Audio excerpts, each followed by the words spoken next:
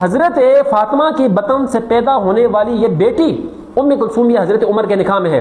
جب تمہاری کتابیں کہہ رہی ہیں کہ یہ رشتہ ہوا ہے، پھر اس کے بعد تمہارا کہنا کہ یہ توہین آمیز کلمات ہیں، اس پر ایف آئی آر ہونی چاہیے۔ 12ویں امام کو یہ بھی تو علم تھا نا، اس میں یہ روایت لکھی ہوئی ہے کہ حضرت عمر سے سیدہ ام کلثوم کا نکاح ہوا ہے۔ من الکافی کے مصنف محمد بن یعقوب الکلینی پر جو ہے وہ آپ کو ایف آئی آر کروانی چاہیے۔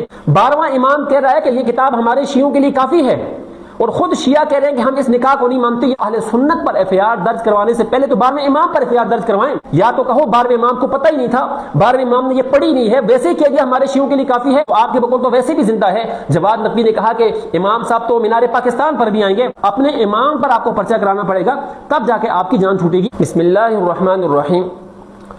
ملک پاکستان کے اندر اکثریت آبادی جو ہے وہ اہل سنت کی ہے، اسی لیے ملک پاکستان کے اندر جو بھی اسلامی قوانین ہیں، دیگر چیزیں ہیں، وہ اہل سنت کے مذہب اور اس کے مطابق ہیں۔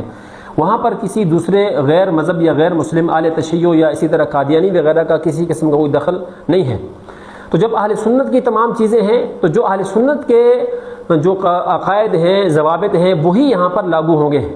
مسئلہ یہ ہے کہ ضلع لڑکانہ کی ذیلی جو ہے وہ ڈویژن کوئی ہے سندھ کے اندر، رتو ڈیرو، وہاں پر یہ ہوا کہ ایک بورڈ ہے، چوک کا نام سیدنا فاروق اعظم رضی اللہ تعالی عنہ، اب اس کا نام وہاں پر لکھا ہوا ہے، اس چوک کا نام حضرت عمر کے نام پر، تو ان کے وہاں پر 2 القابات لکھے ہوئے ہیں، دماد علی و بطول۔ اصل میں تو ایک ہی لقب ہے، لیکن حضرت علی اور بطول، حضرت سیدہ فاطمہ، دونوں کو ملا کر لکھا ہوا ہے کہ حضرت عمر فاروق رضی اللہ تعالی عنہ یہ حضرت علی کے بھی دماد ہیں اور سیدہ فاطمہ بطول کے بھی دماد ہیں۔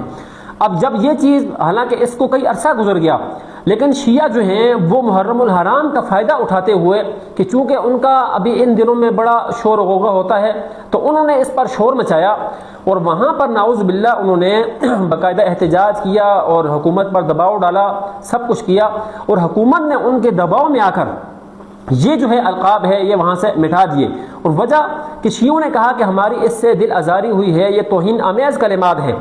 بھائی توہین آمیز کلمات کیسے ہیں؟ حضرت عمر رضی اللہ تعالی عنہ کیا حضرت علی کے دماد نہیں ہیں؟ کیا حضرت فاطمہ کے دماد نہیں ہیں؟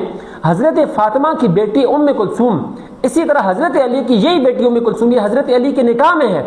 یہ رشتہ کوئی آج کی بات تو نہیں ہے کہ کل پرسوں ہو گیا، یہ تو 1400 سال پہلے رشتہ ہوا ہے، اور اس میں صرف ہمارا نہیں کہ آل سنت کی جو بخاری ہے اس کے اندر بھی باقاعدہ یہ بات موجود ہے کہ حضرت فاطمہ کی بطن سے پیدا ہونے والی یہ بیٹی ام کلثوم یہ حضرت عمر کے نکاح میں ہے۔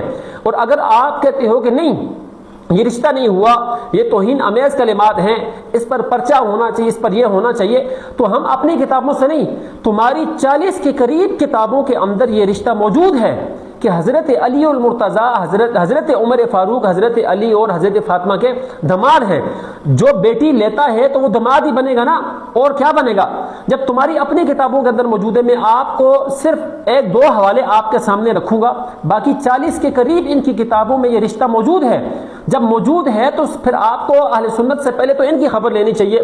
یہ میرے ہاتھ میں ہے الفروع من الکافی، یہ باقاعدہ اس کے اندر یہاں پر یہ بات موجود ہے، جلد نمبر اس کی 5 ہے اور صفحہ نمبر اس کا 364 ہے۔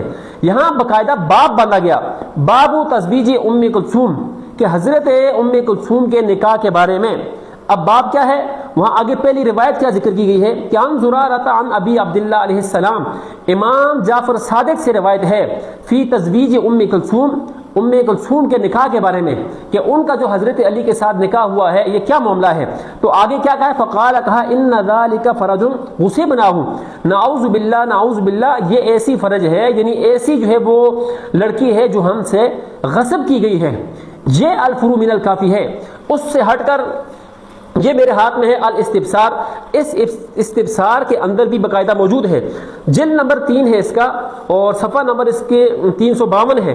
یہاں پر باقاعدہ روایت موجود ہے کہ ثم قال ان علی علیہ السلام لما مات عمر، کہ جب حضرت عمر رضی اللہ تعالیٰ کا انتقال ہوتا ہے، اتا ام کلثوم، حضرت علی ام کلثوم کے پاس آتے ہیں، فاخذ بیدیہا، ان کا ہاتھ پکڑتے ہیں، فانطلق بها الی بیتہ، ان کو اپنے گھر لے کر چلے جاتے ہیں۔ یہ الفروع من الکافی یہ الاستبصار، یہ تہذیب الاحکام، یہ صرف 3 حوالے میں نے آپ کے سامنے رکھے۔ 40 کے قریب کتابیں ہیں جن کے اندر یہ بات موجود ہے۔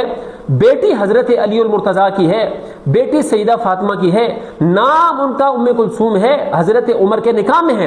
جب تمہاری کتابیں کہہ رہی ہیں کہ یہ رشتہ ہوا ہے، رشتہ ہوا ہے، پھر اس کے بعد تمہارا کہنا کہ یہ توہین آمیز کلمات ہیں، اس پر FIR ہونی چاہیے، ہمارے جو ہے وہ دل آزاری ہوئی ہے، تو سب سے پہلے آپ کو اس الفروع من الکافی کے مصنف محمد بن یعقوب الکلینی پر جو ہے وہ آپ کو FIR کروانی چاہیے، اور جا کر اس کو قبر سے نکال کر اس پر پرچہ کر کے آپ کو پھر اس کو دوبارہ سے وہ گرفتار کرنا چاہیے کہ اس نے اپنی کتاب میں کیوں لکھا۔ اور صرف یہی نہیں بلکہ الفروع من الکافی اور اس کی جو شروع میں دوسری ہے الاصول من الکافی، اصول کافی کے پہلی جلد کے مقدمے کے اندر یہ بات موجود ہے کہ 12ویں امام نے اس کتاب کے بارے میں کہا کہ ہمارے شیعوں کے لیے کافی ہے۔ 12واں امام کہہ رہا ہے کہ یہ کتاب ہمارے شیعوں کے لیے کافی ہے، اور خود شیعہ کہہ رہے ہیں کہ ہم اس نکاح کو نہیں مانتے، یہ توہین امیز ہے، جملے ہیں، ہم دماد علی والی بات کو نہیں مانتے۔ تو آپ کو چاہیے کہ آپ اہل سنت پر FIR درج کروانے سے پہلے تو 12ویں امام پر FIR درج کروائیں، اس لیے کہ آپ کے بقول آپ کے مذہب میں امام جو ہے ما کان و ما یکون، جو کچھ ہو گیا، جو آئندہ ہوگا قیامت تک، امام سب جانتا ہے۔ یا تو کہو 12ویں امام کو پتہ ہی نہیں تھا، 12ویں امام نے یہ پڑھی نہیں ہے، ویسے ہی کہہ دیا ہمارے شیعوں کے لیے کافی ہے۔ اور اگر مانتے ہو کہ 12ویں امام کو علم تھا تو 12ویں امام کو یہ بھی تو علم تھا نا، اس میں یہ روایت لکھی ہوئی ہے کہ حضرت عمر سے سیدہ ام کلثوم کا نکاح ہوا ہے۔ جب 12ویں امام کو پتہ تھا، 12ویں امام نے کہہ دیا یہ نکاح ہوا ہے، دماد علی دماد بطول حضرت عمر بنتے ہیں، یہ سب کچھ ہونے کے باوجود پھر بھی تم کہو کہ نہیں اہل سنت نے ہماری دل آزاری کی ہے، لہٰذا ان پر پرچہ ہونا چاہیے، تو آپ کو چاہیے کہ آپ پہلے 12ویں امام پر پرچہ کریں۔ وہ تو آپ کے بقول تو ویسے بھی زندہ ہے۔ جواد نقوی نے کہا کہ امام صاحب تو مینار پاکستان پر بھی آئیں گے، وہاں سے بیٹھ کر جو ہے وہ ان کا تعداد گنیں گے کہ کتنے حضرات مومنین آئے ہیں۔ تو امام تو تمہارے بیچ میں موجود ہے، آپ ہر ایک کے پاس امام موجود ہے، تو سب سے پہلا مجرم تو امام ہے نا، جس اس کتاب کی جس نے تائید کی ہے، اور تائید کرنے کے بعد آج یہ کتاب ہم تک پہنچی ہے۔ اہل سنت کی کتابوں میں بھی یہ بات موجود ہے، تو یہ رشتہ اتنا واضح ہے، لہٰذا آپ ایسے ان کو دبا نہیں سکتے۔ اگر اہل سنت کو آپ کو دبانا چاہیں اور کہیں کہ اہل سنت یہ چھوڑ دیں گے، تو آپ کو اس سے پہلے اپنے 40 مصنفین پر پرچہ کرنا پڑے گا، ان 40 کتابوں کو جلانا پڑے گا، اپنے امام پر آپ کو پرچہ کرانا پڑے گا، تب جا کے آپ کی جان چھوٹے گی۔